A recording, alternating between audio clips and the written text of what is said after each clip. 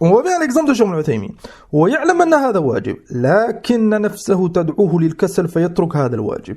Il sait que c'est obligatoire de faire cette salat, لكن الكسل et cette shahwa. Il n'arrive pas à combattre son nafs. قال هذه فتنة شهوة يعني فتنة إرادة ومن ذلك أيضا بل أعظم ما يكون فتنة شهوة الزنا واللواط والعياذ بالله. Parmi les plus grandes fitnes, parmi les fitnes de shahawat, les désirs, les passions, عياذا بالله, cette fitnة الزنا واللواط. الزنا c'est l'adultère, la fornication, اللواط c'est l'homosexualité. Et on vit à une époque, vu que, encore plus dans certains pays, encore plus fi bilad al-kufr, c'est pour ça qu'on doit craindre Allah. On doit craindre Allah subhanahu wa ta'ala et se préserver nous et préserver nos enfants. Maintenant, ceux qui vivent fi bilad al-kufr, ils sont exposés matin et soir, eux et leurs enfants, à cette fitna. Dans les pays musulmans, et dans la plupart, ou dans beaucoup de pays musulmans, ils ne sont pas à l'abri. Lakin ça n'a rien à voir avec Bilad al-Kufr. Si tu prends l'exemple de al-liwat, l'homosexualité, في Bilad al-Kufr الآن il se marie, عياذا بالله. ربما أنت, ton enfant, il va dans telle école, dans sa classe, le professeur, ربما c'est un louti. Qu'est-ce que tu espères? Celui qui éduque ton enfant, c'est une éducation, qu'on le veuille ou non. Qu'on le veuille ou non, un enfant, et celui qui a des enfants, يعلم ذلك, un enfant qui est avec un professeur ou plusieurs professeurs de 8h du matin jusqu'à 17h, cette période, avec quelques années, ça fait sortir des savants. Maintenant, si quelqu'un de 8h du matin jusqu'à 17h avec des savants pendant 5, 10, 15 ans, Obama, ça devient un savant. Cet enfant qui est avec ce professeur durant plusieurs heures, c'est depuis qu'il est petit. L'enfant, il a 2, 3 ans, il est déjà à la crèche, à la maternelle. Comment? Qu'est-ce que tu espères de son prof? Si c'est pas un loté, il y en a. On n'a pas le droit de dire c'est tous des lotis abadan. Lakin, fi bilad al-kufr الآن, c'est devenu la norme. C'est accepté. Bel, si tu oses dire que l'homosexualité c'est haram, c'est interdit, c'est de la perversité, c'est grave, comme c'était le cas, tout le monde disait ça à l'époque, même fi bilad al-kufr. Lakin, An-Nabi sallallahu alayhi wa sallam, il a informé une période viendra, fitanun ka qita al-layl. C'est pour ça que fi bilad al-kufr الآن, maintenant, si on dirait haut et fort dans un masjid, dans des assises, dans la rue, les homosexuels c'est kada ou kada, l'homosexualité c'est haram, là chacun la plupart c'est yunkiroun alayk, ils pourront te faire du mal, etc. On doit craindre Allah subhanahu wa ta'ala. Wallahi ya ikhwan, s'il y aurait que ce point parmi les méfaits de vivre fi bilad al-kufr, que ce point, que l'homosexualité ça s'est propagé et ils se marient. Rubama tu vas à la mairie pour te marier ou pour un papier, Rubama tu trouves un rajul avec un autre qui se marie. Ça c'est une fitna azima. Et l'insan la ya'man min azab Allah.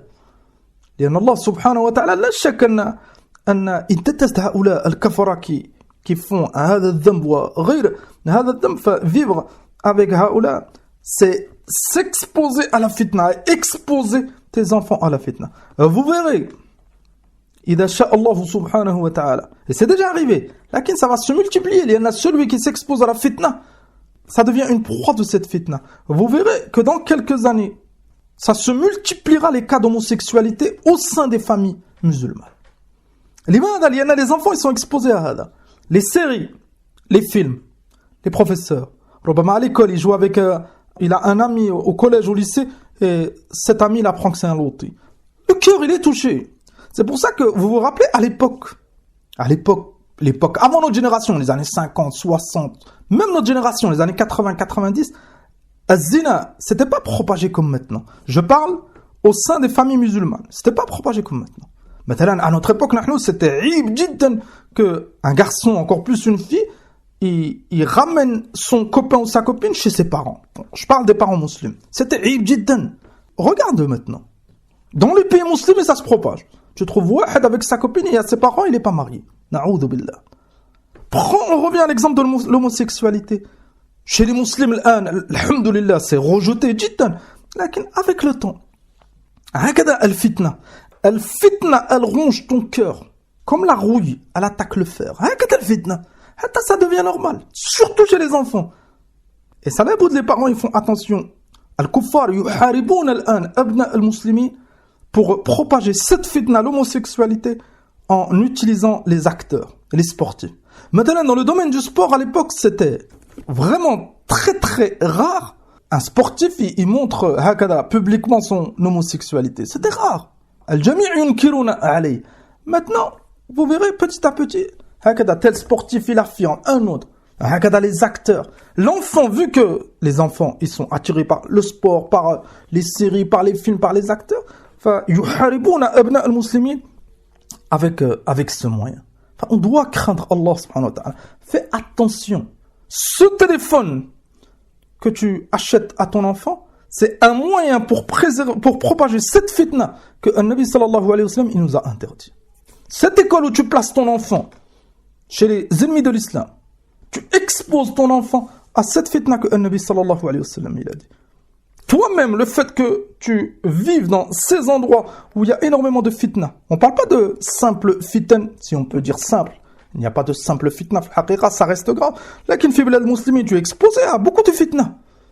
Des femmes qui sont mal habillées, des mauvaises paroles, tu es exposé. Lakin fi bilad al-kufr, ya ikhwan, al-fitna est azima jiddan. On ne doit pas baisser les bras. Pourquoi ce genre de rappels, on les multiplie? Les anna, on vit à une époque, on a beaucoup de gens, ils n'osent pas, ils ne font pas ce genre de rappels. Et si on ne fait pas ces rappels, nos frères, avec le temps, le cœur il durcit et pour lui ça devient normal. C'est pas normal de vivre dans ce genre d'endroit. Si on revient à la sunna du prophète sallallahu alayhi wa sallam, le Nabi alayhi sallallahu alayhi wa sallam, il nous a interdit, il nous a mis en garde contre al-fitan. Et est-ce qu'il y a à notre époque une plus grande fitna que vivre chez les ennemis d'Allah azza wa jalla? On a cité l'exemple de l'homosexualité, il a cité des ambiguïtés, si on revient à la première catégorie, des ambiguïtés concernant ad-din. L'islam de France, l'islam c'est pas kada. Le musulman qui vit depuis petit jusqu'à un certain âge, il sera touché par ces choubas. C'est pour ça que tu trouves un des musulmans, à la base c'était un croyant, il aimait l'islam, à force de fréquenter un tel, khasatan ceux qui font des hautes études, à la fin ça devient un ennemi de l'islam. Il combat l'islam alors que lui-même il avait, à la base, c'était un musulman. À cause de هذه الفتن فنسأل الله سبحانه وتعالى أن يثبتنا على الحق حتى نلقاه